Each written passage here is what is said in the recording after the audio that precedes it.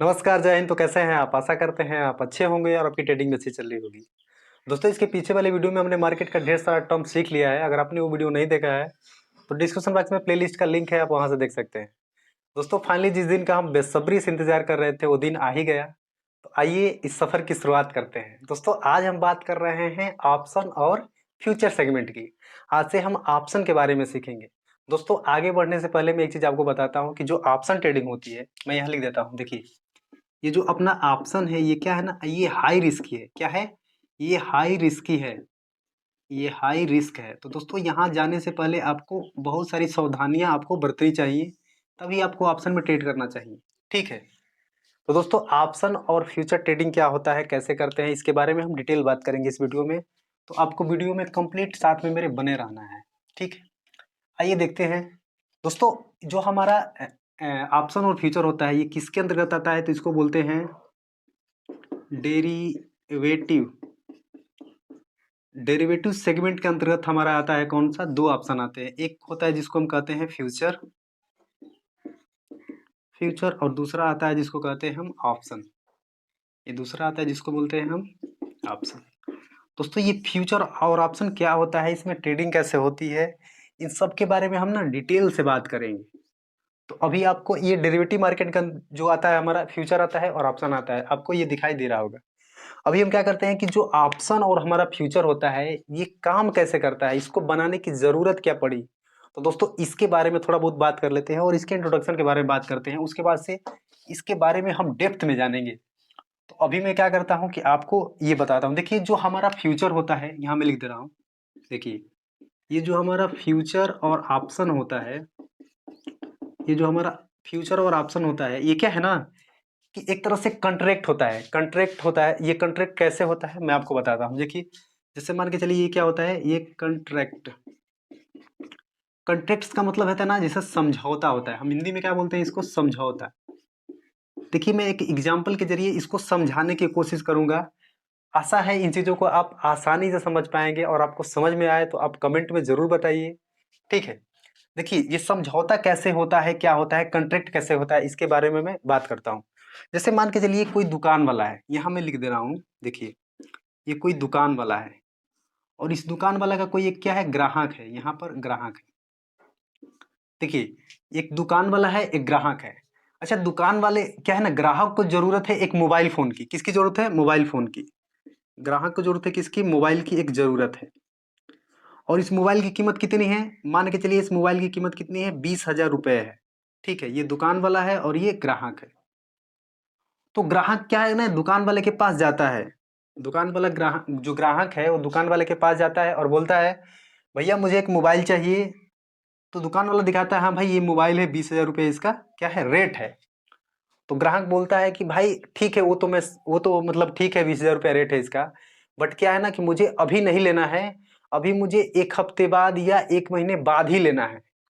तो दुकान वाला कहता है कि हाँ हाँ ठीक है, कोई बात नहीं, आप एक महीना बाद लेके जाइए, एक हफ्ता बाद लेकर जाइए, कोई दिक्कत नहीं है। लेकिन एक काम करिए, दुकान वाला कहता है एक काम करिए कि आप एक छोटा सा अमाउंट पे कर दीजिए। क्या है ना कि आप एक छोटा सा अमाउंट पे कर दीजिए, जिससे ये होगा कि जब आप आएंगे तो उसी टाइम आपको मैं उसी प्राइस रेंज पर आपको मोबाइल दे दूंगा। नहीं समझ में आया? फिर से बताता हूँ। देखिए, दुकान वाला ये कहता है कि कुछ पैसे आप दे दीजिए, जिससे ये होगा कि आप एक महीना भी आएंगे ना तो हम आपको 20,000 में ही मोबाइल को देंगे। ठीक है। तो ग्राहक कहता है कि ठीक है भाई। तो क्या ग्राहक क्या करता है कि 200 रुपये दे देता है, किसको? दुकान वाले को दे देता है। दुकान वाले को होता है। अब इन दोनों के बीच में क्या हो गया? एग्रीमेंट हो गया। एग्रीमेंट यानी कॉन्ट्रैक्ट हो गया, समझौता हो गया कि अगर एक महीने बाद, देखिए अगर एक महीना बाद भी ये आएगा ना, तो ये दुकान वाले को कितना में देना पड़ेगा? इस मोबाइल फोन को 20,000 में ही देना पड़ेगा।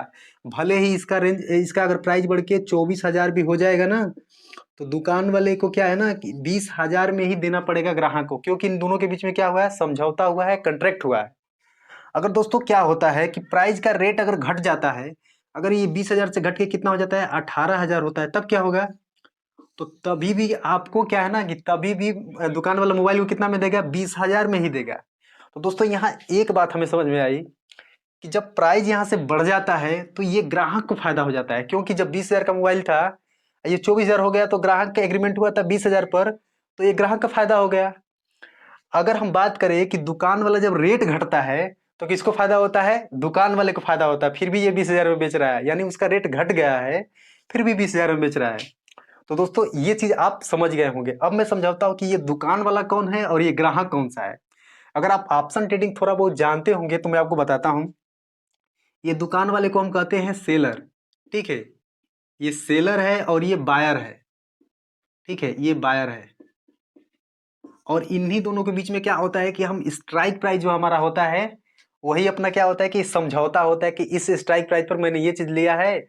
और इसके बारे में मैं डिटेल आगे बात करूंगा। तो अभी आपको इतना ही समझना है कि ये दुकान वाला क्या है, सेलर है, और ये ग्राहक क्या है, बायर है। दोस्तों आशा है इन चीजों को आप आसानी से समझ रहे होंगे। अब आइए हम देखते हैं जो हमारा कंट्रैक्ट होता है ये कितने तरीका से होता है और कितने प्रकार का होता है, कौन कौन सा इसमें इन्वॉल्व होता है।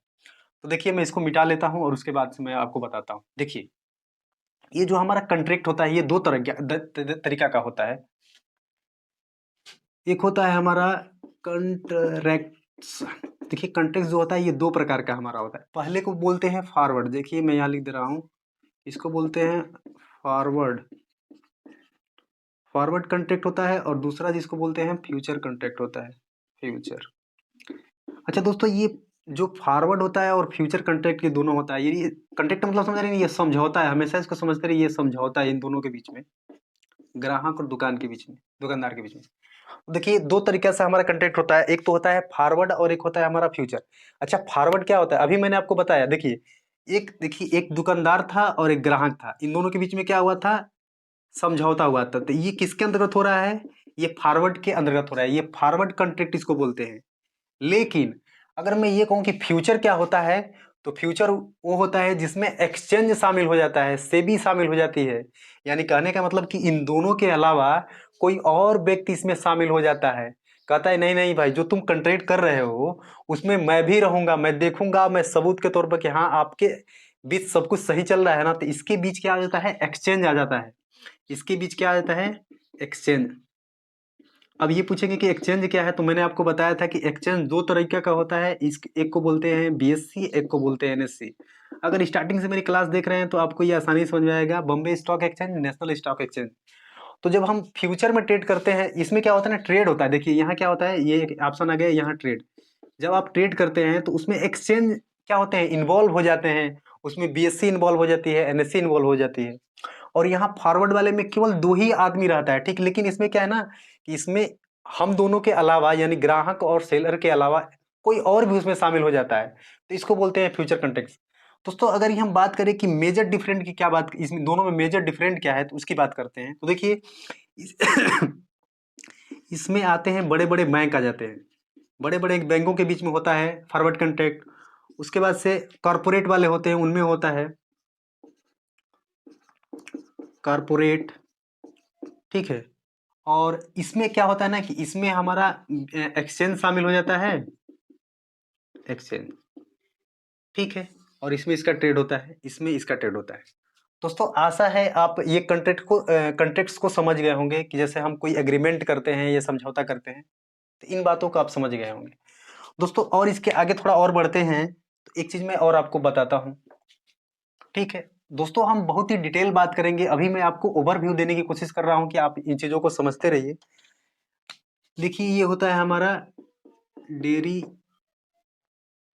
ये होता है हमारा डेरिवेटिव।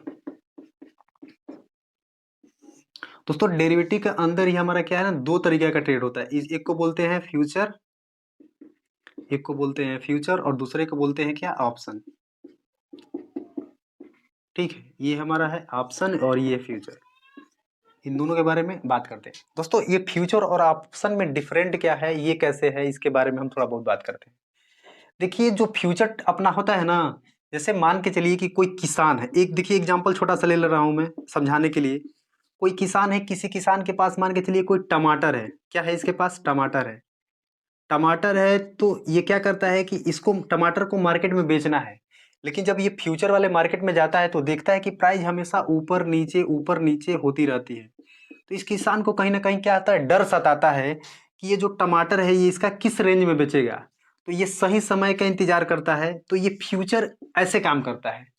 ऑप्शन कैसे काम करता है इसके बारे में हम डिटेल पढ़ना है हमको, क्योंकि हम फ्यूचर को बाद में पढ़ेंगे और ऑप्शन को पहले पढ़ेंगे हम। तो दोस्तों हम जब भी आपको अगला वीडियो लाएंगे तो हम ऑप्शन के ऊपर लेकर आएंगे और ऑप्शन के बारे में हम डिटेल पढ़ेंगे। तो दोस्तों ये थोड़ा बहुत हम क्या ना ओवरव्यू देखे हैं ऑप्शन ट्रेडिंग और फ्यूचर सेगमेंट के बारे में। दोस्तों ये वीडियो आपको कैसा लगा जरूर बताइएगा और एक अच्छा सा प्यारा सा कमेंट कर दीजिएगा। अगर इस वीडियो पर आप नए हैं तो सब्सक्राइब करिएगा। धन्यवाद।